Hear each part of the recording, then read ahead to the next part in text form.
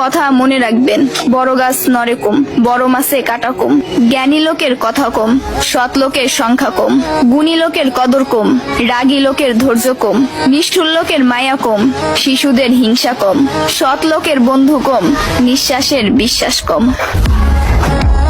টাকার গরম, ক্ষমতার দাপট, সম্পত্তির অহংকার, রূপের বড়াই, এগুলা রাখবে কই?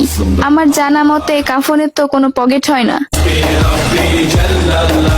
একদিন আফসোস করবেন, জীবন শেষ হয়ে গেল কিন্তু কোনো নেক কাজ করা হলো না। আজ শরীরে শক্তি আছে কিন্তু ইবাদত করার ইচ্ছা নাই।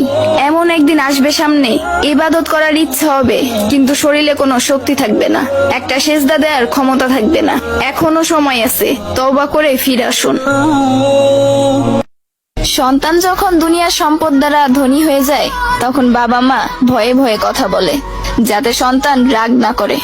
আর সন্তান যখন ইমানের দৌলতের দ্বারা ধনী হয়ে যায়, তখন সন্তান ভয়ে ভয়ে কথা বলে যেন বাবা মা রাগ না করে।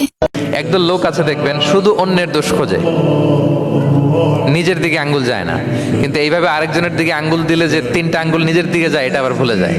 কাউকে যদি আমি এরকম করি, আমার দিকে কয় আঙ্গুল বলেন? এই 3টা কার দিকে?